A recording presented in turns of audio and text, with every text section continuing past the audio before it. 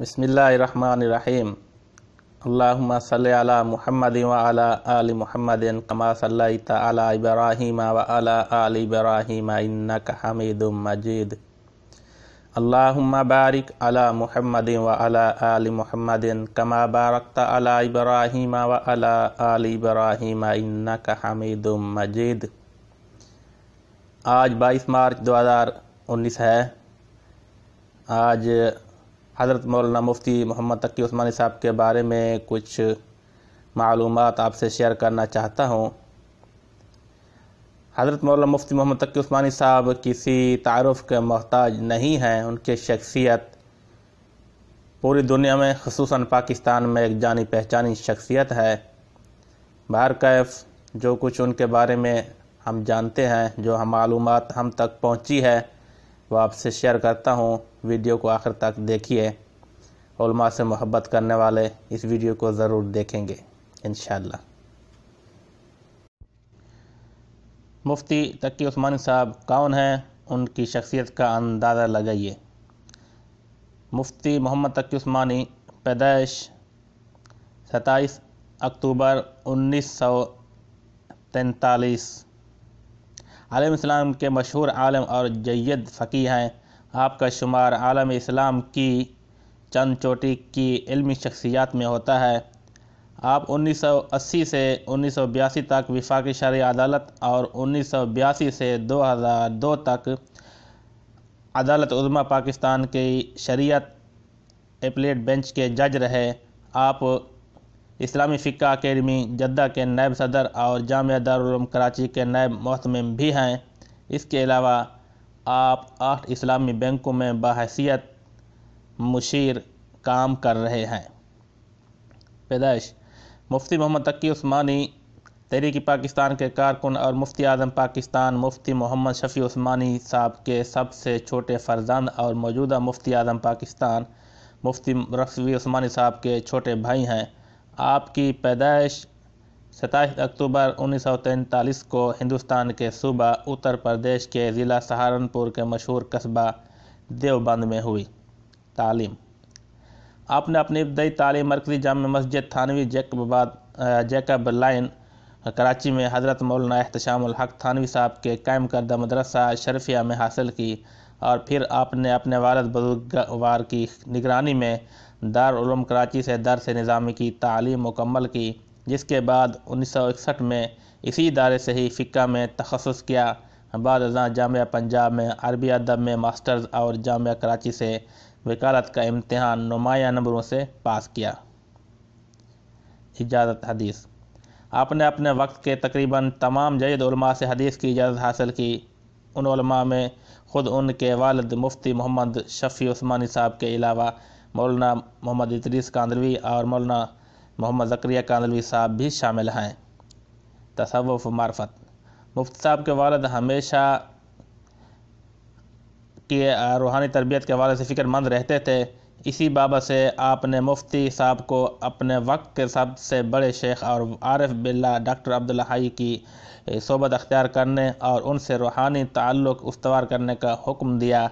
आपने वालिद के हुक्म पर शेख की सोबत अख्तियार की तो कुछ ही अरसे उनकी शख्सियत से इतने मुतासर हुए कि फ़ौरन ही उनसे बैत हो गए। कुछ अरसे में आप अपने शेख के ख़ास मुरीदों में शुमार होने लगे। आरिफ बिल्ला डॉक्टर अब्दुल्ला हाई के इंतकाल के बाद आप उनके खलीफा मजाज हैं। तदरीस मुफ्ती तकी उस्मानी साहब तदरीस के शोबे से भी वाबस्ता हैं। आप दारुल उलूम कराची में सही बुखारी, फ़िक़्ह और इस्लामी उसूल मईशत पढ़ाते हैं। इसके अलावा मुख्तलिफ़ मुल्की और गैर मुल्की जामियात में वक्तन फ़वक्तन अपने यहाँ आपके खुदमात का इंतज़ार करती रहती हैं। आप चंद सालों से जामिया दारुल उलूम कराची में दर्स बुखारी दे रहे हैं। पहले आप एक फ़कीह की हैसियत से जाने जाते थे और अब दुनिया आपको एक मुहद्दिस की हैसियत से भी जानती है। यही वजह है कि उलमा ने आपको शेखुल इस्लाम का लक़ब अता किया है। रुकन इस्लामी नज़रियाती कौंसल जनरल ज़ियाउल हक शहीद ने 1977 में 1973 के दस्तूर सुन्नत के मुताबिक ढालने के लिए 1973 के आइन की रोशनी में एक मुशावरती बॉडी इस्लामी नज़रियाती कौंसल की बुनियाद रखी। मुफ्ती तकी उस्मानी साहब اسی کونسل کے بانی ارکان میں سے تھے۔ آپ نے قرآن مجید میں بیان کردہ اللہ کی حدود اور ان کی سزاؤں پر عمل درآمد کے لیے حدود آرڈیننس کی تیاری میں اہم کردار ادا کیا۔ آپ نے سودی نظام بینکاری کے خاتمے کے لیے بھی کئی سفارشات پیش کیں۔ بحیثیت جج مفتی تقی عثمانی جامعہ کراچی سے وکالت کی سند حاصل کرنے کے بعد طویل عرصے کے لیے پاکستان کے عدالتی نظام سے وابستہ ہو گئے۔ آپ 1980 سے 1982 تک وفاقی شرعی عدالت اور 1982 سے 2002 تک سپریم کورٹ آف پاکستان کے شریعت اپیلیٹ بینچ کے جج رہے۔ آپ شریعت اپیلیٹ بینچ کے منصف اعظم اور پاکستان کے قائم مقام منصف اعظم بھی رہے۔ آپ نے بحیثیت جج کئی اہم فیصلے کیے، جن میں سود کو غیر اسلامی قرار دے کر اس پر پابندی کا فیصلہ سب سے مشہور ہے۔ 2002 میں اسی فیصلے کی پاداش میں سابق ڈکٹیٹر پرویز مشرف نے آپ کو آپ کے عہدے سے برطرف کر دیا تھا۔ اسلامی بینکاری قرآن مجید میں اللہ تعالیٰ نے ربا یعنی سود کو حرام قرار دیا ہے۔ ایسی صورت میں جب جدید معاشی نظام کی اساس جدید بینکنگ ہے، جس کا پورا ڈھانچہ سود کی بنیادوں پر کھڑا ہے، مسلمان ملکوں میں اللہ کی نافرمانی کی زد میں آئے بغیر معاشی سرگرمیوں کو جاری رکھنا ایک مستقل مسئلہ تھا، لیکن اب مفتی صاحب کی مجددانہ کوششوں کی بدولت یہ مستقل طور پر حل ہو چکا ہے۔ مفتی صاحب نے شریعت کے حدود میں رہ کر بینکاری کا ایسا نظام وضع کیا ہے جو عصر حاضر کے تمام معاشی تقاضوں کو پورا کرتا ہے۔ مفتی صاحب کے اس نظام کو اسلامی فقہ اکیڈمی کی منظوری کے بعد ساری دنیا میں نہایت تیزی سے اپنایا جا رہا ہے۔ اس وقت مفتی تقی عثمانی صاحب کے اصولوں پر درجنوں اسلامی بینک کام کر رہے ہیں۔ کینیڈا کے کئی اسلامی بینکوں نے ایک سال نہایت کامیابی سے کام کرتے ہوئے 200% سے زائد منافع کمایا ہے۔ مفتی صاحب خود 8 اسلامی بینکوں کے مشیر کے طور پر کام کر رہے ہیں۔ مفتی صاحب اسلامی مالیاتی اداروں کے اکاؤنٹنگ اور آڈیٹنگ اور آرگنائزیشن کے چیئرمین بھی ہیں۔ ملی اور سیاسی کردار مفتی تقی عثمانی صاحب کا نام پہلی مرتبہ اس وقت سامنے آیا جب آپ نے شیخ الحدیث حضرت مولانا یوسف بنوری کی ہدایت پر 1974 کی قادیانی مخالف تحریک میں اپنا کردار ادا کیا۔ قادیانیوں کو غیر مسلم قرار دینے کی اس تحریک میں آپ نے مولانا سمیع الحق کے ساتھ مل کر ایک دستاویز تیار کی جو قادیانیوں کے خلاف پارلیمان میں پیش کی گئی۔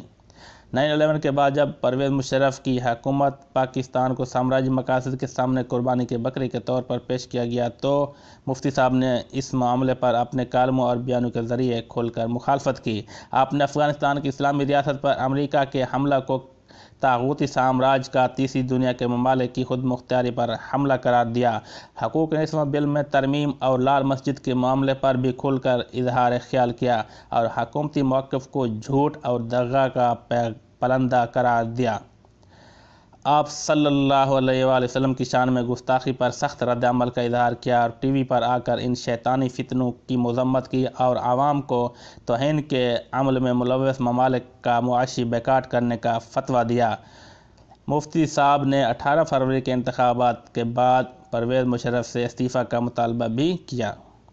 آپ کی کتاب میں تصانیف آسان ترجمہ قرآن یعنی توضیح القرآن مع تشریحات مکمل 3 جلد۔ آسان نیکیاں اندلس میں چند روز۔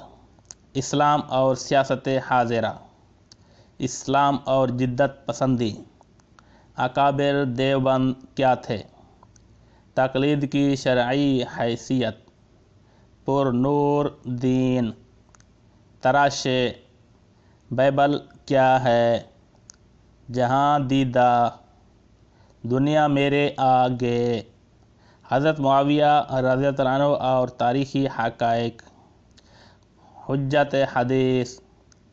حضور صلی اللہ علیہ وسلم نے فرمایا، فرد کی اصلاح، علوم القرآن، ہمارا معاشی نظام، نمازیں سنت کے مطابق پڑھیں، عدالتی فیصلے، مسیحت کیا ہے، درس ترمذی۔ ہماری اللہ تعالیٰ سے دعا ہے کہ اللہ تعالیٰ حضرت مفتی محمد تقی عثمانی صاحب کو لمبی عمر عطا فرمائے اور ان سے مزید ملی اور دینی کام لے اور ہمیں عوام کو ان سے مستفید ہونے کی توفیق عطا فرمائے۔ اللہ تعالیٰ ہمیں علماء کرام کی قدر کرنے کی توفیق عطا فرمائے۔ حق سچ سمجھنے کی توفیق عطا فرمائے۔ ویڈیو دیکھنے کا شکریہ، اور مزید اچھی ویڈیوز دیکھنے کے لیے آپ ہمارا چینل PK یوٹیوب چینل ضرور سبسکرائب کریں۔ اپنا خیال رکھیے۔